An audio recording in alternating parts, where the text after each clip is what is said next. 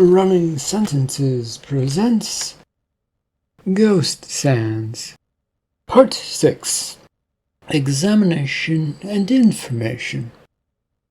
More information is gathered as all forces on all sides try to probe and find weaknesses so that they can use that to their advantage. This story is written and narrated by Michael Hunnery. It is a work of fiction, so any names, characters, businesses, events, and situations within this story are products of the author's imagination.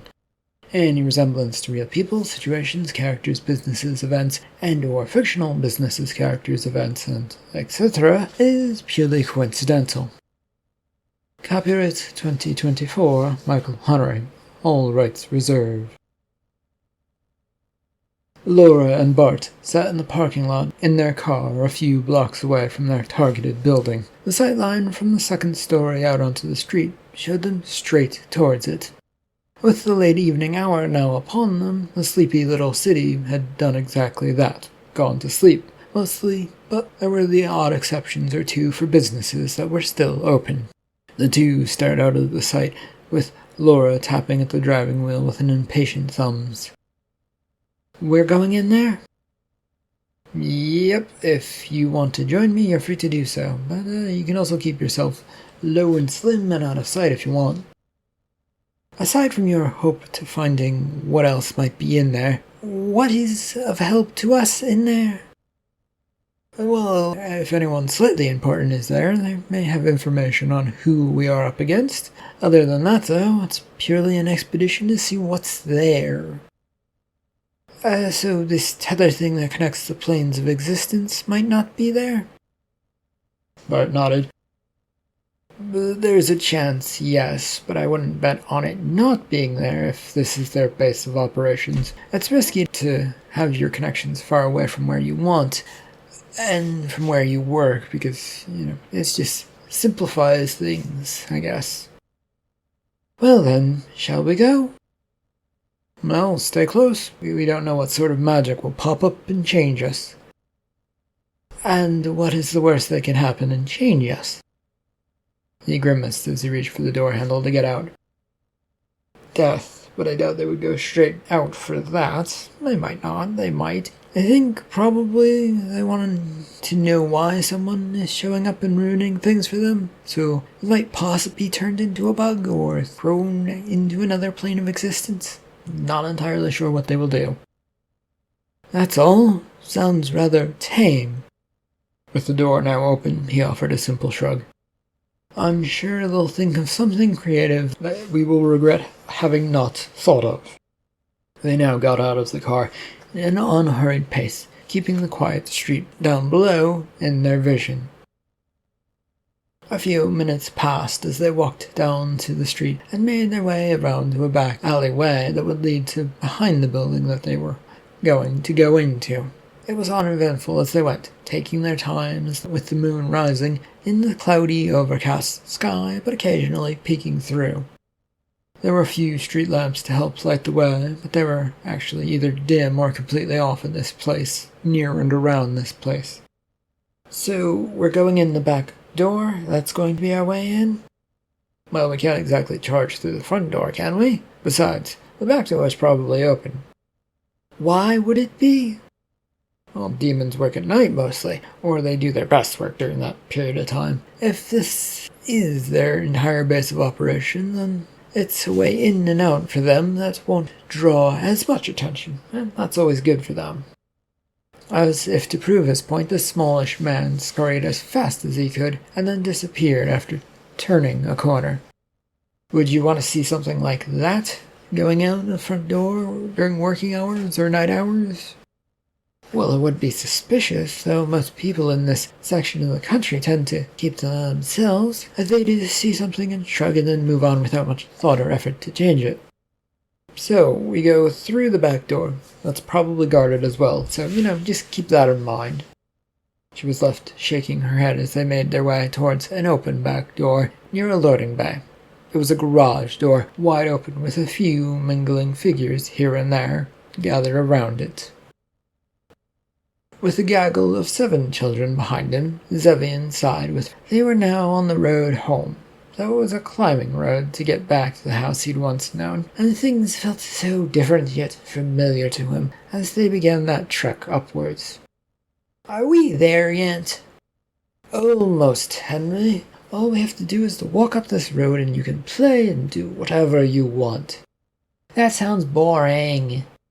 "It is not boring. You will have great fun and you will do whatever you want, Miss Ursula. Haven't you ever dreamed of staying up late or exploring areas you never should?"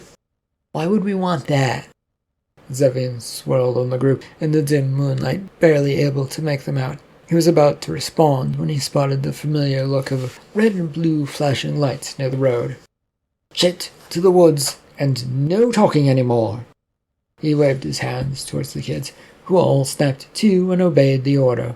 Zevian took one last look before spotting that the cop car was indeed coming this way, and he too slipped into the woods, hiding behind a large rock that jutted out from the ground.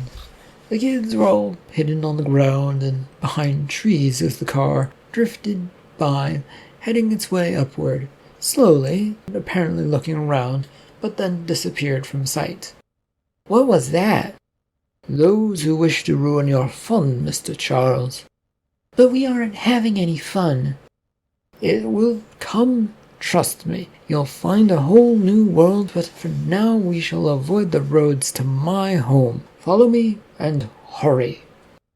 He set off for deeper into the woods, not bothering to hide as they clumped their way past the dead leaves and slippery moss that made up the ground. The children were having trouble keeping up, but Zevian did not care. They needed to get back to his home before the youth's granted powers began to fade. He didn't know when that would happen, and the sooner he got home, the better it probably would be, and controlling 7 kids without them would be a mess of a situation. There was a scythe of a light that cut through the woods and sent the group tumbling to the ground once again. "Children, are you there?" "Pavlov Tashfleck." The string of words that came from Zevian puzzled him, as he didn't even understand what he had said. One of the kids, though, had gotten up, but with a wave of Zevian's hand and slapping it against the ground, the kid sat down again. There was a pause, and the light vanished away, with no further sound coming from that direction. He waited another further minute before making a move. "All right, all of you get up and let's hurry. We will be quiet and no complaints." "But this is boring and I'm tired." "What did I just say?" "Nothing good." Choosing to ignore this, Zevian marched off with the kids, slowly in a trickle of a line following after him. With no confidence whatsoever, Bart strolled his way to the garage door at the back entrance of By-Product Corp. There was a podium with a tired-looking, bright red man behind it. This sunburnt figure didn't move as he and Laura approached, and Bart only paused for a moment to make sure it wasn't going to make any noise about bothering them. When it didn't, they kept moving.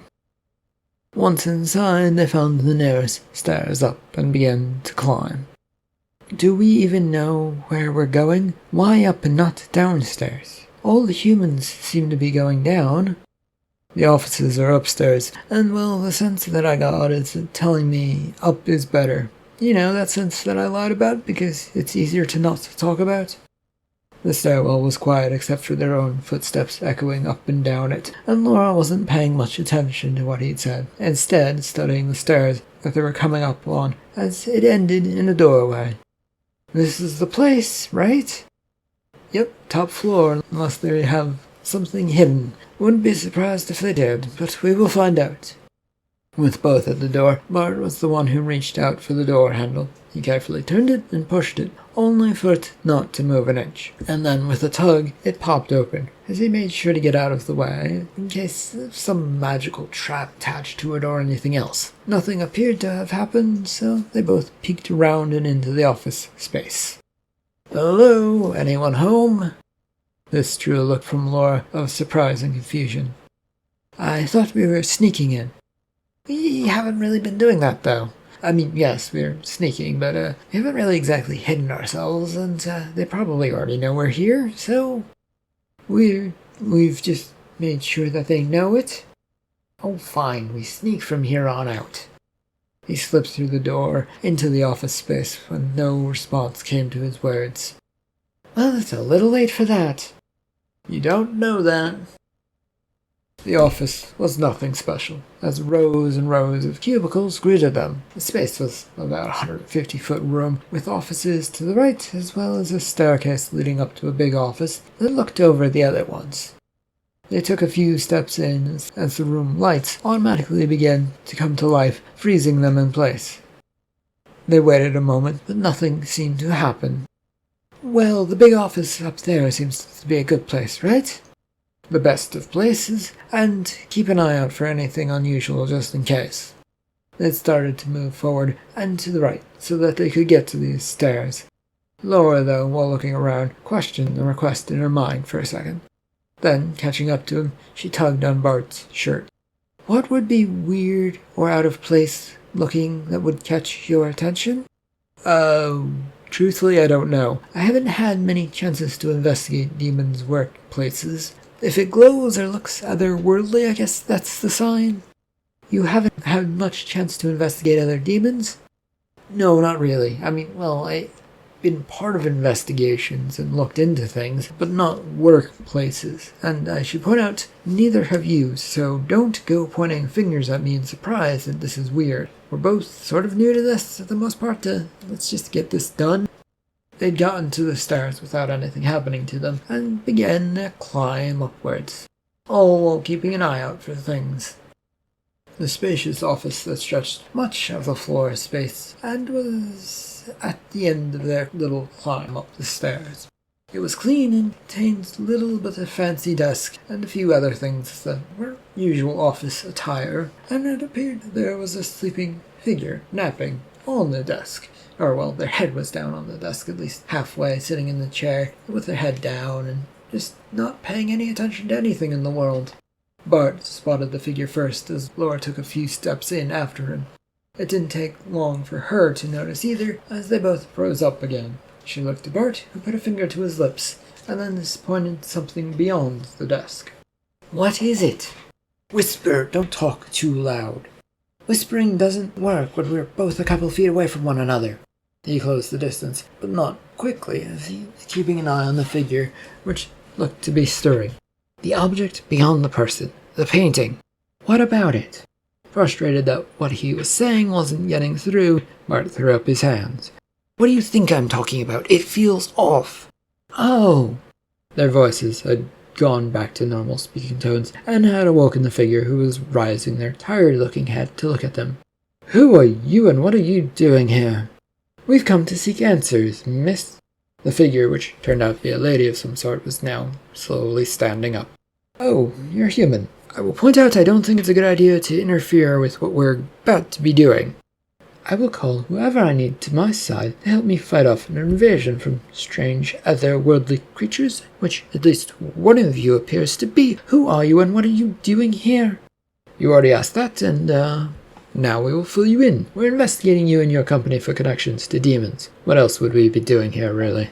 The lady came from behind the desk, and then, with both hands, snapped her fingers. A swirl of dust and dirt kicked up behind her in a tornado cone, and then just dissipated and vanished away, revealing a tall goat man figure, sort of standing there looking annoyed. What is it, wench? She turned to look annoyed at the demon Porthos, and paused a moment. His shape was not what she was used to. I'm guessing you're Porthos in your usual form or something? It doesn't matter. We have company that wants us gone, and you need to get rid of them. The demon straightened up and looked over at Bart and Laura. 2 humans? You couldn't handle 2 humans?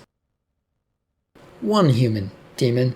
Your little friend over there, your boss or whatever, your connection to this world, already pulled out that one of us is not human. And, of course, my friend here actually carries around weapons for such events. Bart shot a hopeful look over to Laura as she pulled something out of her purse.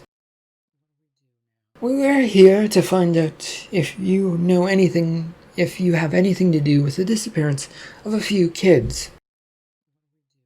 No, we do not do that. They're useful, but teenagers are more of our kind of thing. Well, that's not much better. Yes, I agree with my partner. Do you happen to have a connection to Zevian, by the way? Owned a home around, or not too far from here, about 2 decades ago. Recently out of jail. Sound familiar? No, we do not, and we don't deport ourselves to the lowly standards of some demons. And since you know about us being here, you must die. We can leave whenever we want. Bart shook his head now. I would have to nix the proposal of just leaving. Fighting I'm good with, since we will win, of course, but also taking out a hive of demons generally is what we're supposed to be doing, Laura. I only have one of these things, though, this weapon, and I don't even know how well it works or what it really does. You toss it at them and leave the rest to luck. With an odd look at him, Laura followed through with the request and sent a decent chunk. A glass-like bottle flew through the air. It fell short of the desk, where it shattered a million or so pieces, and then the room was filled with a hissing smoke. What was that supposed to do? Now we can't see shit. It did what it was supposed to. Don't worry about it. It's a good thing. I think the hiss is likely from the demon being sent back home. Shouldn't this sort of affect you as well, then? I don't think it's reached me. The fog screen has, but the actual holy water that exploded will only last for a few seconds in a greater area near the desk. Thankfully, that Mr. Demon was right about there. What have you done to my important partner? The cry from the lady drew Bart's attention, as he tried to figure out where it was in the now foggy room. He could only pick up a semi-location based on the sound and where he thought she was. Yes, Bart, what have we done? Sprayed holy water. From a church. No, this is sort of a different one. Difficult to explain, but the boss said something about gods giving out this stuff. There are several of them, by the way, waging a quiet war to be the boss, I guess. You couldn't have told me any of that sooner? The fog had begun to clear, and now showed that the creature that had been summoned by the lady was no longer there. Still, Bart used this moment to think up an answer, and then to be ready just in case that the demon came back. He kept looking about to make sure that things hadn't gotten behind him or snuck off. Would you believe me if I told you any of that? Maybe. In this interlude, the lady had charged forward, trying to get past them. She had pulled out a hidden knife from her pants and took a swipe at Laura as she moved past. It didn't connect, as Laura had caught sight of it and moved just out of the way. You fools won't get away with this. I have more demons who will help me out in a moment. Bart was content to let her go as she ran off, as he didn't care about humans and their connections with demons. Nope, he was already looking back at the weird painting behind the desk. Laura turned to chase, but he waved her off. Why are we letting her get away? The item is more important, as is any information we can find. Search for the painting while I go through the computer. She's going to get more demons. We can't just let her go. He continued to ignore this, as he was now at the desk and waking up the computer. Fine, I'll just go watch the stairs and defend while you deal with whatever. With the sound of his associates' retreating footsteps, Bart concentrated on what he was doing. He also hurried his pace a bit. If there were more demons coming, it seemed unlikely, but she would probably be able to handle them by herself. They were probably not high up on the totem pole of life. Though there was a chance that she couldn't do it, he would find out. After a few minutes' search, the office computer unfortunately turned up a few details, mostly about digging for a group of demons that were burrowing not far away from an old mine. Oh, shit, nothing here. He looked towards where the painting had been, but now found a partially melted thing thanks to the holy water. Stepping up to it, he tried to grab at the frame, which, as he lifted off the wall, turned to a fine, gritty dirt. There was nothing left to hold on to, and he looked about where the demon had stood and found a similar-looking substance. With nothing further to do here, he hurried away. Heading down the stairs, 2 by 2, Bart reached the bottom where Laura stood, putting on 2 fingerless gloves. He tapped her back and pointed towards the elevators, which had its numbers lit up. I already noticed that, thank you. What do you think I'm putting these on for? To look cool? Partially, yes, but they conduct electricity and energy, drawing it from other sources. Don't get too close to me, by the way. I don't want to hit you. We can leave, though. No need for fight. Just need to get to an exit. You think they're going to let us walk out of here? And why didn't you ask me where I got these cool things? Well, the boss no doubt gave them to you. And who knows? With a ding, the elevator had arrived on the floor, and the two were looking towards making an escape as they began moving. However, they made it about halfway across to the stairs by the time the doors had fully opened, and out stepped 2 hulking, security-looking figures. You might want to duck. Laura instinctively crouched downward as Bart followed a moment later. 2 heavy bangs went off along the zip of something ringing over their heads. I told you we should have taken care of this earlier. What would you have even done from the stairs to the office? Something! There were more bangs, as now the big men were moving to cut them off from the stairs downward, and since they were closer to it, it wasn't hard for them to accomplish this, making the 2 come to a crawling stop. What's the plan now? We could talk. Does talking ever get anyone out of anything? On occasion, maybe, yes. Here? Maybe, no. Standing up fully, Bart took in the sight of the 2 figures, who were more muscly than one would probably want in a guard. Muscles were, of course, fine, but once one got up to a bodybuilder types, things tended to limit movement. Hello, fine 2 demons, humans, guards, creatures. You are trespassing on private property. Are we? And here I thought of the offices were open all hours. I saw so many people coming in and out the back door that I figured it would be okay to come in. Yes, we have business with this business, but then something weird happened and when we went to talk to the boss. Laura crept up and stood up behind Bart, while using him sort of as a shield. Yes, very weird. A creature appeared out of nowhere and then became dusty dirt. We were here to talk to the lady, and then the lady ran out, and there was a creature-like horse thing. Well, it disappeared. The 2 guards shared a look of confusion as they tried to keep up with the quick conversation that was being spun in front of them.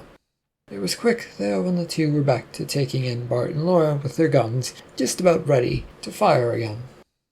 As Laura and Bart tried to do a somewhat innocent look, the guards now stood side by side, blocking any further movement towards the hallway, and that would allow them access to the stairs. Which, to Bart now realized, was the obvious advantage of having overly muscular bodies. They could easily block things. Why did you call us demons? Well, it's a figure of speech mostly, though you are working for them, so... What do you mean? Working for them? Literally, as it sounds, sir. You work at this building, and this office specifically has demons to it, attached to it. Either of you scared of ghosts, by the way? The security team looked at one another in confusion again, then, with a shake of their heads, stopped caring. They'd holstered their pistols and now had put up their fists, looking for a fight, but didn't advance on Bart or Laura. Your talking plan failed. Yeah, I noticed, thanks. They aren't doing much either, though, so it sort of worked. It did not. We can't go anywhere. You'd think that, but there are many windows out of here. She looked over at him incredulously. What she really wanted to do was walk over to him and smack him on the back of his head, but all of her energy was being taken up by just glaring at him for saying something so stupid. And in turn, he was just grinning cheekily at her and began backing up a few paces while keeping an eye on the guards who didn't move. You want to jump? If it comes to it, sure. I doubt it will be a big deal. We're on the 4th floor. He nodded at this news. Shall we go find a nearby window and see what we can do? Why would we do that? He grabbed her by the arm and hurriedly pulled her away from the guards who held firm at their spot. They began to race down the corridor of cubicles as Bart pulled her close to him. What, are we really doing this? Are they following us? She looked back but didn't see them. I don't think so. Then we may have to jump because the stairs are our only other way out of here. She almost paused, since the way he'd said that made it sound like it wasn't his plan. He kept yanking her along, though, not letting go. What was your plan in all of this? Make them move away from the hallway to the stairs, and then double back while they chase us all around. She paused at that. That actually might have worked, if they were stupid. They now, however, were in front of a glass window, with thick-looking glass. I'm not sure that looking at the windows, though, that stuff looks pretty thick, and I can see why they didn't chase after us. Can you even get through that? Bart reached out his hand, touching it and pushing on it to see how it would react. There was a minor give to it, but there was little hope that it was actually going to move. Withdrawing his hand, he sent it back with some force towards the glass, which when he hit it, fractured and spiraled with cracks going widely about the window space. It was a ceiling-to-floor type window, and it quickly spiraled out of control. There was a loud crack that followed, and a hole punched through the glass above their heads. Why didn't they just shoot us when they had us in front of them? Less mess if they can talk and beat us up at targets instead of blowing us away and having to clean up. Stop where you are! Bart kicked at the glass, which was giving way and cracked even further, and then just a single piece of it just fell out of the frame, crashing down 4 stories below. Wasting no time, Bart then grabbed a hold of Laura, hoisting her up so that she was in his arms, and jumped out. Zevian and his little band of children had gotten up to his home the long way around, following a babbling stream up the hills until they were at his backyard. It was quiet, though, with no signs of any police around, but he did not trust that. In fact, it bothered him, and he figured that they would probably be all over this place looking for the kids. An idea sprang to his head at that moment as to how he might figure out if the cops were hiding about waiting for him to show up. One of you kids, run up to the back of that house and touch it. The kids all looked at him rather dumbfounded at the idea. You want us to do what? It's a game. A child runs out, touches the back of the house, then comes back. Then another kid runs out and does the same thing. If nothing happens, you all win a grand prize. What's the prize? A really cool thing that you will get to look at. Now go! One of the children then sprinted out from the woods, heading straight for the back of the house. They made it all the way there, and were halfway back by the time he'd scanned the backyard. There were no signs of activity, which was good, but still frightening. Another kid had already begun to sprint out, then another, with nothing happening. Zevian didn't know if he trusted what he was seeing. It was all clear and all the children had returned to his side, but was it really truthful? Okay, follow me, but stay low and unseen. We're going to go see something great and wonderful. It will blow you all away. He didn't care one bit if they were listening or not, and with a hunched-over move to keep himself hidden among the long grass, he set off. At first, he took it slow in case anything now decided to pop up, but Zevin decided to give up on that since getting to safety was far more important. In a rush, he ran to the greenhouse with the kids following him, and once there began to knock on the glass. There was a few pauses before he found the one he was looking for, and a hidden door opened up. "Inside is our grand prize. In you go." The children began filtering into the greenhouse, and once they were all in, he too followed. He took them all upstairs and then sat them down on his old bed, then looked over the still slightly wrecked room. It would have to do, wouldn't it? His mind told him. There was a warm red light that was casting this great glow and felt delicious over him and over the entire room. He wasn't really noticing it, but he could feel it. But all the children noticed it. They were busy trying to find the source of it when Zevin picked up Charles, who'd been the first to run out. "Are you ready to see something amazing, kid?" "No, I want to go home." "You will once you go into the bathroom, okay? It will transport you home through magical means." "You're lying." "I am not." And with a hurried step, Zevin no longer listened to the kid as they ran into the bathroom. The red light was having a calming effect on both and put them into a dazed state. They kept going, with Zevin putting Charles into the sink and then stepping out of the bathroom. The door slammed shut behind him as he went to fetch this next kid. This one was squirming a little bit as they were picked up.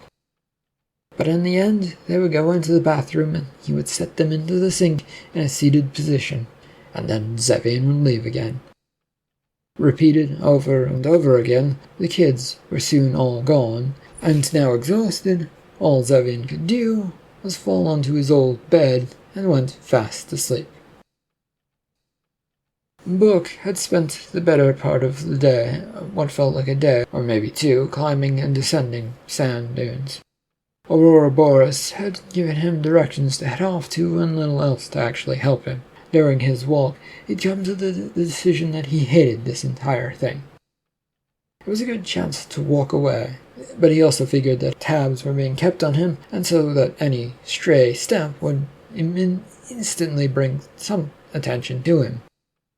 No demons would allow anyone to wander the dunes without someone keeping an eye on them just in case. As he topped the latest dune, he managed to look down, shielding his eyes to see something was at the bottom of this last hill. There was a large white stone circle down there, and he hoped it would be what he was sent out here for, as he began descending. Halfway down, though, Book lost his footing and slipped, landing on his butt and sliding the remainder of the way. Sand had gotten all over him, and in places he barely knew existed, so he got up in a hurry and ran to the stone circle, which was a clear space but didn't have much there. He found a chair and a little blue pond beside it, and then the surrounding white stones that filled this area. "Hello?" There was no response, and in an effort to get rid of the itchy sand, Ralph took off his clothes in a hurry and flapped them out as a strong breeze blew through. He hoped it would empty the sand out and wasn't paying much attention to it, and then realized that there was now also sand kicking up from the dunes, so it felt like a fool's errand since sand was getting everywhere and it wasn't doing much. So he put his clothes back on. "Hello? Are you who I am seeking, or Ouroboros sent me to find stuff?" "I've certainly found a sight to behold." The voice sounded like it was behind him and then right next to his ear. He hadn't turned in to look, since the creature out there was one he probably would never see. Plus, demons loved a good game of hide-and-seek. "Ignore my appearance for a moment. Can you help me?" "What are you seeking?" "Someone is playing with the demon Malphas and using his work to their advantage. It needs to be stopped." "Nothing about any of that is against the laws of demons. It's in bad faith, but we were never breed much in faith, were we?" Well, can we stick to if you are here to help me or hurt Malphas? Fine. Finish getting dressed, and you might get a bit sunburnt if you don't. I am here to help you, I guess, which is unfortunate since I don't care about Malphas's operation. Now turned to see if he could locate this figure. They looked like a trustworthy demon, not that any of them ever did trust one another. The swirling mists of sand did reveal a bit of a figure behind, but it was not much of one from what he could see. If you want to help, can you point me towards who might want to harm things? No, I can't do that, for the binds that tie me to this location blind me to what is going on. I know few stories of demons and the lives they live. Then what help can you actually offer me? The sands died away, as Grimoire stepped through them and parted for her figure, a grey, pale female figure that had several arms but were missing hands for most of them. She came curling up to him, touching his face with one of her good hands that was actually missing a few fingers. Love. A moment processing that left him no closer to understanding anything. I don't need that. Do I need that? What does love have to do with any of this? She was circling around him, offering a grin that drooped off her face, towards her chin. It's what we all need to give us greater insight. Your answers lie in those who spurn love. Well, I would spurn love. And so would Malphas for his goals, don't you think? To this, Book nodded. The demon, Malphas, tended to only think of one thing at a time and do one thing at a time. But to be spurned by love, that was a new thing to think about. He wasn't sure he wanted to know or figure out how demons might be more human-like than they presented themselves. It was a rather icky thought. Find the one he spurned, or who spurned him. You will find who is messing around with things.